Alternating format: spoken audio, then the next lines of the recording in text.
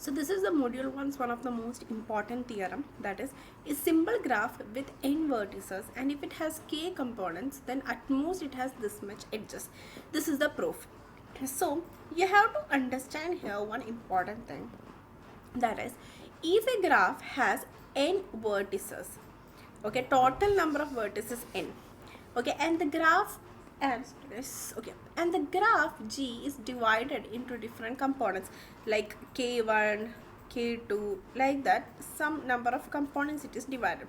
Let us say that one component k1 has n1 vertices, another component k2 has n2 vertices.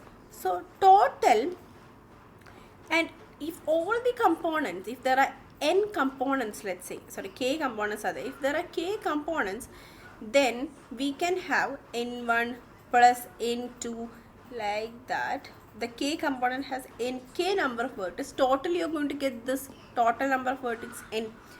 See what I'm trying to say, that let that if you have k components, then k components means the first component has n1 vertex, second component has n2 vertex, third component has n3, like that. Last component has nk vertices. And if I'm summing all these components, I will get the total number of vertices in the graph, that is n, which is already given to us. This we have understood. Now you have to understand, for one vertex, like if n1 for the first component, the maximum edges would be what? If it is n1 vertex, then it would be n1 minus 1 by 2. That proof we have already done here. This was the proof which we did in the previous video itself. So if I'm taking an ith component, let's say any component from this, the maximum edges for that component is this, ni into ni minus 1 by 2, right? So let's say the total E maximum, we have to find the total maximum edges possible. So for that, if for one component it is ni into ni minus 1 by 2, we have to find what would be for k components. So i's value would be I equal to 1 to k. We have k components. For one component, the maximum edges would be, let's say, ith component. For ith component, the maximum edges is ni into ni minus 1 by 2. So for k component, we will do summation that I value can range up to I equal to 1 to k. Right. If I'm taking half outside, then this is what I'm getting. Now dividing the summation inside, that is here and here, that is half into ni square minus half into ni, like that. If I'm dividing, what would be this, guys? This, if you think, the summation of I is equal to 1 to k, that is n1 plus n2, like that, it is going up to nk. What is this value? We already know this value is n. That is what we have discussed here, right? This value is n. So in this place I can write n, and here there is 1/2 n by 2. Now look at this equation. This is equation number 2. Okay, this equation is what we have to solve here. Okay, this is the equation that we have to solve. Now we need to find the maximum value possible here for this part. That is our condition, to find the maximum value which is possible here.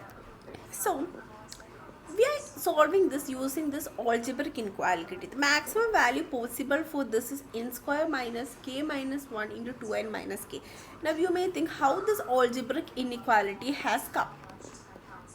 So our is to find the upper bound of this. Upper bound, that is we have to find this max. We have to find the maximum edge. So if I want to find the maximum edge, then I have to find the maximum edge here for this. For this part, what would be the maximum edge possible? So in order to find that, guys, I am using this algebraic inequality. Okay, this is the algebraic inequality right now I am having. So what I'm doing is that I'm using this algebraic inequality. Now let's see how this algebraic inequality has come. Guys, let's say I have total 7 vertices and it is 3 components. Now how can I split the vertices? If I'm splitting like 3 plus 2 plus 2, I'm getting, let's say, n square, we have to find the maximum of ni square, right? This is our condition. We have to find the maximum of ni square. So if I'm splitting it in is as 3, 2, 2, the vertices, if I'm splitting as 3, 2, 2 means 5 plus 6, 7. 7 vertices are there. And for each component, I'm splitting for one component 3 vertices, other component 2, 2. And if I find the value of n square, I get like 3 square is 9 plus 2 square is 4. I'm getting 70. Now what if I do it like this? 5 plus 1 plus 1. I got 27. What I want to tell you is that if I'm taking one component's number of vertices maximum, and others I am putting as 1, 1 like this. Here there are 3 components, and the one component I put maximum value and the other component I put 1, 1. Then I will get the maximum value here for n square. If I do it for any other splitters, see 27 is greater. If I do for any other splitters, I don't care. The maximum of n square I will get when I am doing in this method. For one component I put the maximum value, and for the other component I am writing 1. I am putting only one vertex for other component, and for one component I am putting the rest maximum vertex. When I do this, I will get the bigger value for sigma ni square. Then only I will get the bigger value for sigma ni square. So our target is to do that. So we know n can be n1 plus how many values of nk is there, that many times we are going to put 1. That means if there are total k components and the first component I'm writing as n1, which I'm going to write the bigger value for this. Okay, and the rest k minus 1 I'm writing 1. Why k minus 1 come? Total we have k components, total we have n vertices. Then we are dividing for each of these components vertices, right? So if I'm having total k components, and for one component I'm writing n1, which is a bigger value, and the rest I'm writing 1. So the rest is what? K minus 1. 1 we have already write the bigger value here. So the rest I will write 1. Okay, that would be my n's value. So that means n is equal to n1. This is the bigger value, and the rest would be this 1 plus 1 plus, that is k minus 1. This is what 1 plus 1 up to k minus 1 is what you can substitute as k minus 1 itself, right? So my n1's value would become what? My bigger value would be from the total number of vertex, I am subtracting k minus 1. That would be n1. Okay, this is the value of n1. So we got this big value for n1. So n1 is equal to this, n minus k minus 1. So in the degree, so when I'm doing this, I want to write n1 square plus 1 square plus 1 square up to 1 square. This would be what? Up to k minus 1, right? This would be up to k minus 1 time. And in this n1's place, I am going to write the value which we got as the bigger value that we got here, n minus k plus 1. So that square we are going to do, plus this would be what? 1 square is 1 plus 1 up to k minus 1, that is what? This would be the sigma ni square's bigger value that we got as n minus k plus 1 the whole square plus k minus 1. So this is what we are getting here. Okay, so here if you see here, n minus k plus 1 the whole square plus k minus 1 we will get. I hope you have understood how we got this.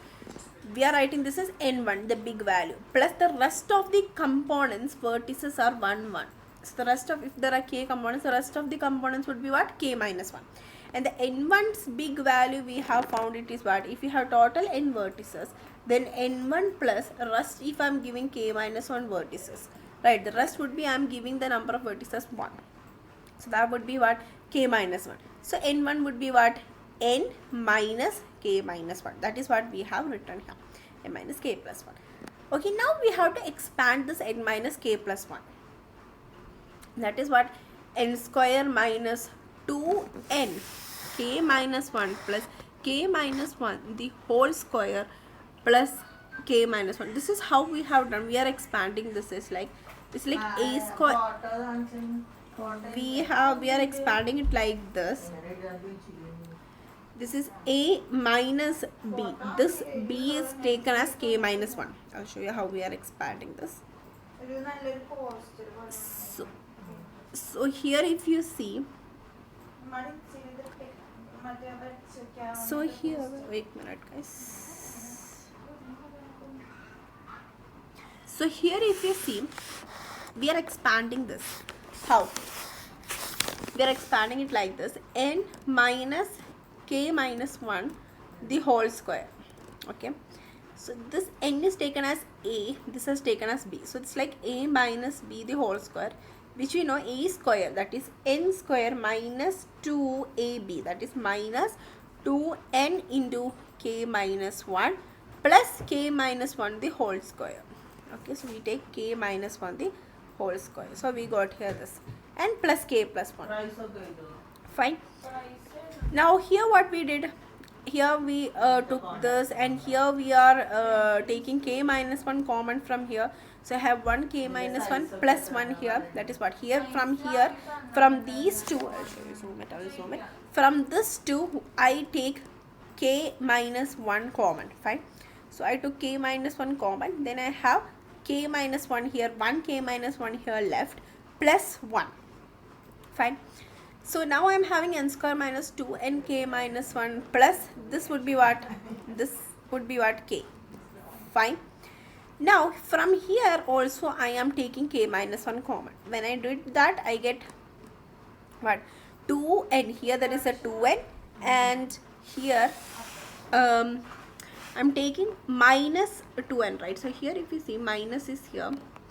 Here I take k minus 1 common from here. So I am having 2n. If I did plus k, we know here there is a final total, there is a minus here. So if I wanted to get plus k, I have to take minus here, right? So minus. So here what we just did is that we just take k minus 1 outside. When I take k minus 1 outside, we have 2n, k n square minus k minus 1 into 2n minus k. Okay, so this is our inequality. This is how we got the maximum values, upper bound of ni squares inequality. Sigma ni square is equal to, right, this is a, we have expanded all of this equation. So we got the maximum value of this as what? N square minus k minus 1 into 2n minus k. So this equation inequality is known as this algebraic inequality. So using this, how we in our text the problem is done. Okay, so you have to understand that this inequality is there, which is basically known as the algebraic inequality, which is n square minus k minus 1 into 2n minus k. That is our inequality. Fine. So this is the maximum value which is possible for sigma n square. So we have this equation, we have just find the maximum value of sigma n square only. So in this equation, I am putting that maximum value that we get here in this equation too, right? So our next step is what? To this equation, I am writing this maximum value which I got, that is this ni square minus k minus 1 2n minus k. That I am putting into that equation 2, right? Equation 2, I am putting this, and what I'm doing, I'm taking half common outside. So we have n square minus k minus 1 2n minus k minus n, that is this n, by taking half outside, 1/2 outside. So now it's just solution. We have to expand this. It's just solving to get the Emax. So when you just solve this, you will be able to get this equation. That is the equation which is needed in our question. When you solve that, you have to get this equation, n minus k plus 1/2. Fine. So here if you see, k minus 1 2n minus k, if I am expanding, it is 2nk minus k square minus 2n plus k, right? that is there here. That is this small part in here. I am expanding, I am putting it here. Okay, opening the bracket, we get it here. And then here if you see, what we can do is that there is one k here, minus k, and 2n minus n, I can write it as n. That is what I have done here, n minus k. So n square minus 2nk plus k square plus n minus k. We got this. Now you can do a perfect square method. So here we are taking it as two groups, n square minus 2nk plus k plus n minus k, one group. We know n square minus 2nk plus k square is what? That is like n minus k whole square equation, right? If you look carefully, you can see this is what n minus k whole square is what? N square minus 2nk plus k square, right? That is what this is. This is nothing but n minus k the whole square equation. So in that part I am writing n minus k the whole square, n minus k. 1 n minus k, if I am taking outside, I get n minus k plus 1. Right, the same equation which we needed in our question. So this is how we are proving this question, this theorem. If you have any doubt, please write in the comment section. Thank you.